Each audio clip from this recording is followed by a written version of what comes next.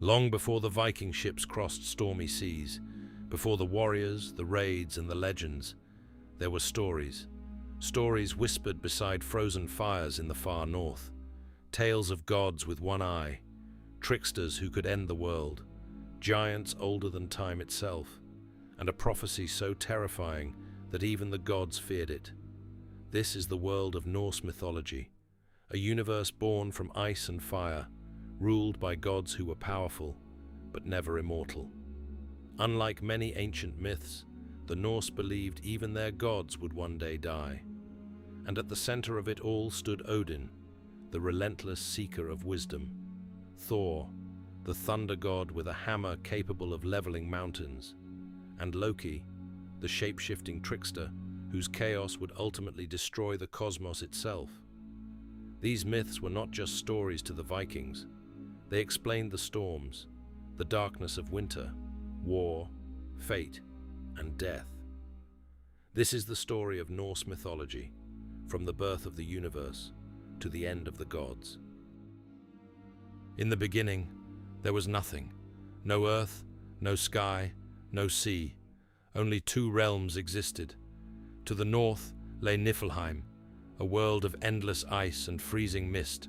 To the south burned Muspelheim, a realm of fire ruled by the giant Surtur. Between them stretched a vast emptiness called Ginnungagap, and when the cold rivers of Niflheim met the sparks of Muspelheim, life emerged. The first being was Ymir, a colossal giant, ancestor of all giants to come. Alongside him appeared a cosmic cow named Audumla, who fed Ymir with rivers of milk. As Audumla licked the salty ice blocks, another figure emerged from the frost, Buri, the first of the gods. His descendants would one day rise against Ymir. Odin and his brothers killed the giant, and from his body they created the world itself. His flesh became the earth, his blood became the oceans, his bones became mountains, and his skull became the sky. From his corpse, the universe was born. At the center of Norse cosmology stood Yggdrasil, the world tree, an enormous ash tree whose branches and roots connected every realm in existence. There were 9 realms in total: Asgard, home of the gods; Midgard, the realm of humanity; Jotunheim, land of the giants; Helheim, realm of the dead, and others hidden within myth and mystery. Creatures lived among the roots and branches of Yggdrasil. An eagle perched at its summit. The dragon Nidhogg gnawed endlessly at its roots, and a squirrel named Ratatoska carried insults between them, ensuring conflict never ceased. To the Norse people, the universe was alive, everything was connected, and everything was destined to decay. Odin was not merely a king, he was a seeker of forbidden wisdom. He sacrificed everything in pursuit of knowledge. According to legend, Odin hung himself from Yggdrasil for 9 days and nights, pierced by his own spear, neither eating nor drinking, until he discovered the secrets of the runes. Later, he traded one of his eyes for a single drink from Mimir's well, granting him unimaginable wisdom. Odin was accompanied by 2 ravens, Hugin and Munin, thought and memory. Each day they flew across the world gathering information for the Allfather. Yet despite all his knowledge, Odin could not escape fate. He knew Ragnarok was coming, and he knew he would die. If Odin was feared, Thor was loved. Protector of gods and humanity alike, Thor embodied strength, courage, and thunder itself. His weapon, Mjolnir, was forged by dwarven blacksmiths and capable of leveling mountains. Whenever thunder echoed across the sky, the Norse believed Thor was riding through the heavens in a chariot pulled by magical goats. But Thor was more than a warrior. He represented order against chaos. Again and again, he battled the giants threatening the cosmos. Yet one enemy would eventually prove unstoppable: the Midgard serpent, Jormungandr, a colossal snake so enormous it wrapped around the entire world beneath the sea. During Ragnarok, Thor would finally kill the beast, but only after being poisoned by its venom. Thor would take 9 final steps and collapse dead beside his greatest enemy. No figure in Norse mythology is more unpredictable than Loki, neither fully god nor giant. Loki existed between worlds. At times he helped the gods. At others, he betrayed them in catastrophic ways. Loki could shapeshift into animals, change gender, and manipulate nearly anyone. But his greatest crime was the death of Balder, the beloved god of light. Balder was thought invincible because every object in existence had sworn never to harm him. Every object, except mistletoe. Loki crafted a dart from the plant and tricked Balder's blind brother into throwing it.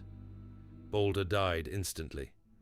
The gods attempted to bring him back from the dead, but Loki sabotaged their efforts. From that moment forward, the fate of the gods was sealed. Norse mythology is filled with terrifying creatures. Many were children of Loki himself.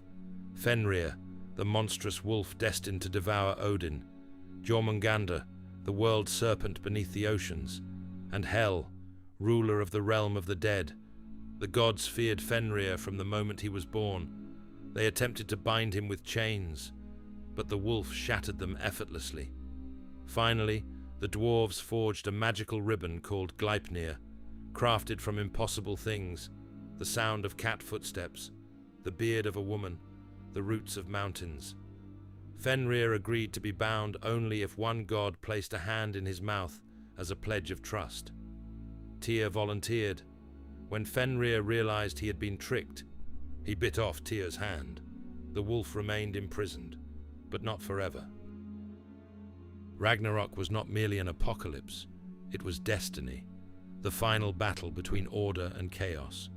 It would begin with Fimbulwinter, a terrible winter lasting 3 years. Civilization would collapse, brothers would kill brothers, the sun and moon would disappear from the sky, then the monsters would rise, Fenrir would break free from his chains, Loki would escape imprisonment, and Surtur, the fire giant, would march from Muspelheim carrying a flaming sword capable of burning the world itself. The gods would make their final stand. Odin would fall to Fenrir, Thor would slay Jormungandr, then die from its poison. Loki and Heimdall would kill one another. Finally, Surtur would engulf the world in fire. The cosmos would end. But Norse mythology did not end in despair.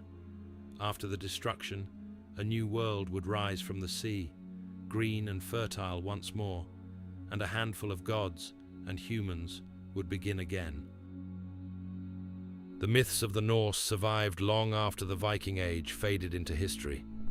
Their stories still echo through modern culture, influencing books, films, video games, and fantasy worlds across the globe.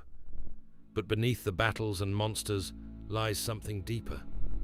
The Norse believed courage mattered even when defeat was certain. Their gods were not immortal. They struggled, failed, and faced death, knowing it could not be avoided. And perhaps that is why these stories continue to endure. Because in the end, Norse mythology was never just about gods. It was about what it means to face the darkness anyway. If you enjoyed this journey into Norse mythology, leave a like, subscribe, and become part of the saga. New legends await in the next chapter. And before you go, tell me in the comments, where in the world are you watching from? Until next time, may Odin guide your path, and may the ravens watch over you.